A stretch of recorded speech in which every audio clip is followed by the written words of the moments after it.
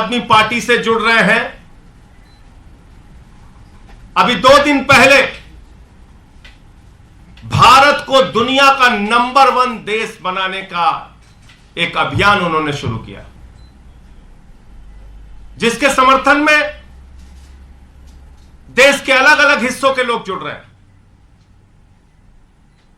नरेंद्र मोदी जी के गृह राज्य गुजरात तक में उसमें बड़ा समर्थन हमें मिल रहा है। और जब केजरीवाल की लोकप्रियता बढ़ रही है, केजरीवाल चुनाव में जीत रहे हैं, एक के बाद दूसरा स्टेट, दूसरे के बाद तीसरे स्टेट में पहुंच रहे हैं, तो उसका सबसे प्रमुख कारण है दिल्ली का शिक्षा और स्वास्थ्य का मॉडल। दिल्ली के शिक्षा और स्वास्थ्य की क्रांति। इस बात से परेशान होकर, इस बात से हैरान होकर नरेंद्र मोदी जी को रात में नींद नहीं आती। उनको सिर्फ एक ही चिंता लगी रहती है कि कैसे केजरीवाल को रोकना है, कैसे शिक्षा मॉडल को रोकना है, कैसे स्वास्थ्य को मॉडल को रोकना है। लेकिन मोदी जी, मैं आपको बताना चाहता हूं, ना अब केजरीवाल आपसे रुकने वाले हैं, ना शिक्षा का मॉडल रुकने वाला है, और ना ही स्वास्थ्य का मॉडल रुकने वाला है। आपने हमारे स्वास्थ्य मंत्री को, जिसने मोहल्ला क्लिनिक का मॉडल पूरे दुनिया को दिया, जिसने पूरे देश में स्वास्थ्य के क्षेत्र में क्रांति की, उसको उठा के जेल में डाल दिया। हमारे शिक्षा मंत्री को जेल में डालने की तैयारी है। शिक्षा मंत्री को जेल में डालने की तैयारी कैसे हुई, कब हुई? बहाना क्या लिया जा रहा है? शिक्षा और स्वास्थ्य 2 ऐसा क्षेत्र है जहां पर केजरीवाल का मॉडल, दिल्ली का मॉडल पूरे दुनिया और पूरे देश में लोकप्रिय हो रहा है। अमेरिका का वो अखबार जो नरेंद्र मोदी जी की सरकार के बारे में छापता है कि कोरोना के दौरान लाखों लोगों की मृत्यु हुई, अमेरिका का वो न्यूयॉर्क टाइम्स अखबार जो मोदी सरकार की असलियत को पूरी दुनिया के सामने रखता है, वही अमेरिका का न्यूयॉर्क टाइम्स अखबार कल मनीष सिसोदिया की फोटो के साथ दिल्ली के शिक्षा मॉडल की चर्चा करता है। मनीष सिसोदिया के फोटो के साथ दिल्ली के शिक्षा क्रांति की चर्चा करता है, केजरीवाल के मॉडल की चर्चा करता है। इस बात पर पूरे देश को खुश होना चाहिए। पूरा देश इससे खुश है कि आज पूरे दुनिया में मनीष सिसोदिया की चर्चा हो रही है, पूरे दुनिया में उनके शिक्षा क्रांति की चर्चा हो रही है, पूरे दुनिया में केजरीवाल मॉडल की सराहना हो रही है। लेकिन शर्म आती है, हमारे देश के प्रधानमंत्री की सोच इतने छोटे स्तर की सोच है कि दूसरे दिन ही वो मनीष सिसोदिया के घर पे सीबीआई भेज देते हैं। उनको खुश होना चाहिए था कि मनीष सिसोदिया के शिक्षा मॉडल की चर्चा आज पूरी दुनिया में हो रही है, लेकिन वो बौखलाकर दूसरे दिन सीबीआई का छापा डलवा देते हैं।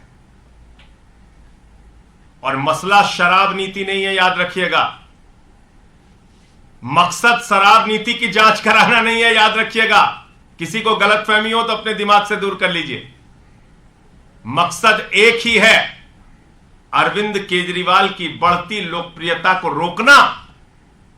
अगर शराब नीति मसला होता, अगर शराब मुद्दा होता, तो सबसे पहली जांच गुजरात के अंदर भारतीय जनता पार्टी के जो नेता नकली शराब बनाते हैं, जहरीली शराब बनाते हैं, सैकड़ों लोगों की जान चली जाती है वो जहरीली शराब बनाकर, तो जांच तो उनके खिलाफ होनी चाहिए थी। जांच की शुरुआत तो उनके खिलाफ होनी चाहिए थी। उनके खिलाफ कोई ईडी, कोई सीबीआई, किसी एजेंसी ने कोई जांच की? तो इसलिए शराब मुद्दा नहीं है, मुद्दा है अरविंद केजरीवाल की मॉडल को, शिक्षा के, स्वास्थ्य के मॉडल को रोकना, दिल्ली के मॉडल को रोकना। लेकिन मैं मोदी जी आपसे बहुत साफ तौर पे कहना चाहता हूं, अपनी इस छोटी सोच से बाहर आइए, बड़े मन से काम कीजिए। अब केजरीवाल आपसे रुकने वाले नहीं है, दिल्ली का शिक्षा मॉडल आपसे रुकने वाला नहीं है, स्वास्थ्य का मॉडल रुकने वाला नहीं है।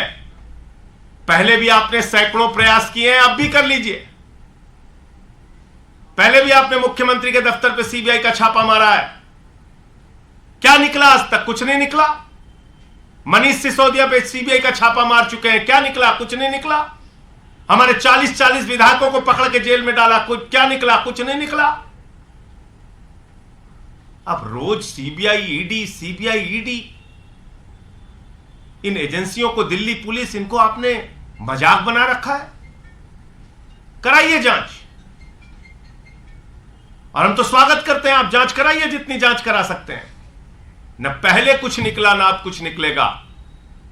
आपका चेहरा जरूर पूरे देश के सामने बेनकाब होगा। यह मैं बीजेपी और नरेंद्र मोदी जी से कहना चाहता हूं। मुझे इतनी बात कहनी थी। आपका कोई प्रश्न हो तो आप पूछ सकते हैं। संजय जी, मनीष जी के यहाँ पे जो सीबीआई के रेड पड़ा है वो शराब नीति को लेकर, दिल्ली एक्साइज पॉलिसी, आप तमाम बातें कर रहे हैं, लेकिन उस पॉलिसी के अंदर में जो आरोप लगा है कि शराब कारोबारियों को मुनाफा पहुंचाया गया, 144.36 करोड़ का जो फीस है माफ किया गया, नीतियों के अगेंस्ट जाके काम हुआ, ये सब कुछ पब्लिक, इन सारी बातों पर 1000 बार जवाब दे चुके हैं हम लोग। इन सारी बातों का जवाब मनीष सिसोदिया जी दे चुके हैं, पूरी पार्टी दे चुकी है। मैं आपसे पूछ तो रहा हूं, अगर शराब मुद्दा है तो गुजरात में जांच क्यों नहीं होनी चाहिए, जहां पे जहरीली शराब से बीजेपी नेताओं ने एक जिला पंचायत का सदस्य पकड़ा गया था भाजपा का, जिसके घर में जहरीली शराब, नकली शराब बन रही थी। क्या कार्रवाई हुई ईडी सीबीआई की? क्या कार्रवाई होती है बीजेपी नेताओं पर ईडी सीबीआई की? येदियुरप्पा जेल गया, हेमंत विश्व शर्मा पे जो जांच चल रही थी वो जांच में कुछ निकला? क्या निकला बताइए?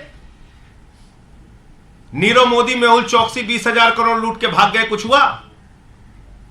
9,000 करोड़ विजय माल्या लूट के भाग गए, कुछ हुआ? जल जीवन मिशन का हजारों करोड़ का भ्रष्टाचार हमने खोला था उत्तर प्रदेश के अंदर, कुछ हुआ? 42,000 करोड़ का डीएचएफएल ने घोटाला कर रखा है, 29 करोड़ रुपए चंदा दिया है बीजेपी को, उसने कुछ हुआ? मैं आपको फिर दोहरा रहा हूं, मकसद इनका बहुत साफ है, अरविंद केजरीवाल की बढ़ती लोकप्रियता को रोकना। मकसद इनका बहुत साफ है, शिक्षा और स्वास्थ्य का जो मॉडल आज पूरे देश में लोकप्रिय हो रहा है, पूरी दुनिया में लोकप्रिय हो रहा है, उसको बदनाम करना। इसी मामले वो उसमें कामयाब उनको मिलेगी नहीं। इसी मामले में विजिलेंस इंक्वायरी भी हुई थी सर, 11 अधिकारियों के खिलाफ कार्रवाई हुई थी जी। उसके बारे में पार्टी फैसला लेगी, क्या करना है, कैसे हम इस पे अपना जवाब देंगे। इसी मामले में विजिलेंस इंक्वायरी भी हुई थी और 11 अधिकारियों के खिलाफ कार्रवाई हुई। आपको लगता है कि मैं तो आपको याद दिला रहा हूं, ऐसे ही चीख चीख के सारे उस समय भी चिल्लाते थे जब सीबीआई पहुंची थी मनीष सिसोदिया के घर, अरे बहुत बड़ा घोटाला पकड़ने आए हैं, कुछ निकला? कुछ नहीं निकला।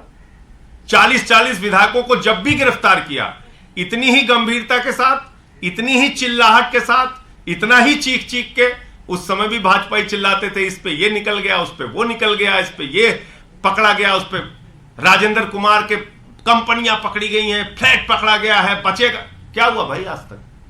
मैं पूछ तो रहा हूं आपसे, आप बताइए। तो ऐसा पहली बार सुंगलू कमेटी बनाई, 400 फाइलों की जांच कराई दिल्ली सरकार की, बाद में कह दिया कुछ नहीं निकला। तो मैं आपको बता रहा हूं, दिल्ली का शिक्षा और स्वास्थ्य का मॉडल पूरी दुनिया में, देश में लोकप्रिय हो रहा है, उसको ही बदनाम करना है, उसको ही रोकना है। एक ऐसी छोटी सोच के प्रधानमंत्री अगर देश में हैं, तो शर्म आती है कि वो किस प्रकार से इस देश को आगे ले जाना चाहते हैं, कैसे वो इस देश को आगे बढ़ाएंगे।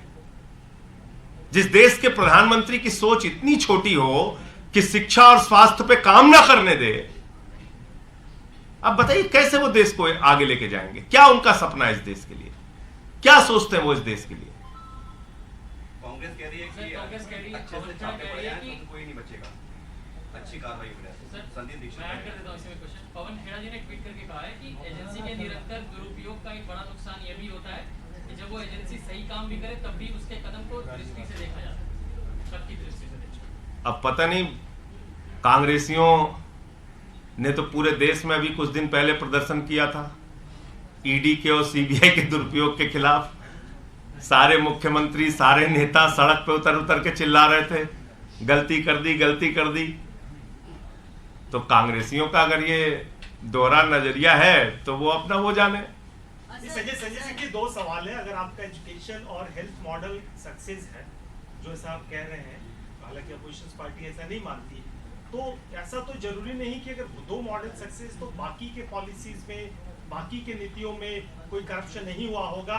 अगर आपको लगता है कि मैंने आपके सामने सिर्फ एक सवाल पूछा जिसका जवाब कोई नहीं दे पा रहा। एक ही सवाल आपसे पूछा कि अगर वास्तव में शराब मुद्दा है तो जहरीली शराब से जिस गुजरात में 100 लोग से ज्यादा मारे गए, वहां पर किसकी ईडी और सीबीआई की जांच हुई अब तक? बताइए मुझे। कौन सा बीजेपी का नेता पकड़ा गया? बताइए मुझे। ਦਿੱਲੀ ਦੇ ਇਸ਼ਾਰੇ ਤੇ ਪੰਜਾਬ ਦਾ ਇਹ ਪਾਲਿਸੀ ਦਾ ਛੇੜਛਾੜ ਕੀਤੇ ਗਰੁੱਪ ਛੋਟੇ ਸੀ, ਛੋਟੇ ਗਰੁੱਪ ਸੀ, ਵੱਧ ਬੰਦੇ ਹਿੱਸਾ ਲੈਂਦੇ ਸੀ, ਇਹਨੂੰ ਮੋਨੋਪੋਲੀ ਬਣਾਈ।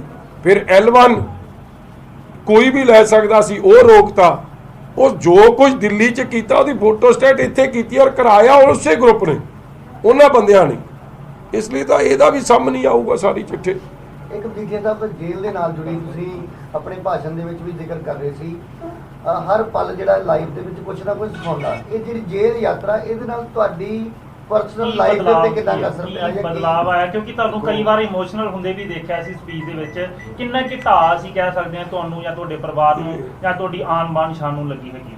ਕੋ ਮੈਂ ਬੇਨਤੀ ਕਰਾਂ ਜੀ, NDPS ਦੇ ਪਰਚੇ ਤੋਂ ਮਾੜਾ ਪਰਚਾ ਕਿਹੜਾ ਹੁੰਦਾ ਜੀ? ਔਰ ਸ਼ਾਇਦ ਕੋਈ ਪਿੰਡ ਦਾ ਸਰਪੰਚ ਵੀ ਹੋਵੇ ਨਾ, ਕਾਂਗਰਸ ਜਾਂ ਵਿਰੋਧੀ ਇੱਕ ਦੂਜੇ ਨਾਲ ਲੜਦੇ, ਕੋਈ ਇਹੋ ਜਿਹੀ ਗੰਦੀ ਰਾਜਨੀਤੀ ਨਹੀਂ ਕਰਦਾ। ਮੈਂ ਤਾਂ ਫੇਰ ਇੱਕ ਲੋਕਾਂ ਦਾ ਚੁਣਿਆ ਨੁਮਾਇੰਦਾ, ਕਈ ਵਾਰੀ ਵੱਡੇ ਮਾਰਜਨ ਨਾਲ ਜਿੱਤਦਾ ਰਿਹਾ। MP ਦੀ ਚਾਹੇ ਕੈਪਟਨ ਸਾਹਿਬ ਲੜਦੇ ਸੀ, ਕੋਈ ਲੜਦਾ ਸੀ, ਹਮੇਸ਼ਾ ਸਾਡਾ ਹਲਕਾ ਸਾਡੀ ਪਾਰਟੀ ਨੂੰ ਜਿਤਾਉਣ ਮੇਰੇ ਤੇ ਵਿਸ਼ਵਾਸ ਕਰਦੇ ਸਨ। 17 'ਚ ਵੀ ਜਦੋਂ ਕੇਜਰੀਵਾਲ ਸਾਹਿਬ ਨੇ ਆ ਕੇ ਤੇ ਬਹੁਤ ਕੁਝ ਕਿਹਾ, ਉਦੋਂ ਵੀ ਲੋਕਾਂ ਨੇ ਬੜਾ ਵੱਡਾ ਫਤਵਾ ਸਾਡੇ ਹੱਕ 'ਚ ਦਿੱਤਾ। ਐਤਕੀ ਜਿਨ੍ਹਾਂ ਨੇ ਮੇਰੇ ਤੇ ਪਰਚਾ ਕਰਾਇਆ ਉਹ ਭਾਈ ਸਾਹਿਬ ਦਾ ਲੱਭਦੇ ਹੀ ਨਹੀਂ ਚੰਨੀ ਸਾਹਿਬ, ਮਤਲਬ ਉਹਨਾਂ ਤੇ ਤਾਂ ਗੀਤ ਹੀ ਚੱਲ ਪਏ, ਛੱਲਾ ਮੁੜ ਕੇ ਕਦੋਂ ਆਊਗਾ। ਔਰ ਜਿਹੜੇ ਇੱਕ ਹੋਰ ਨੇ ਕੀਤਾ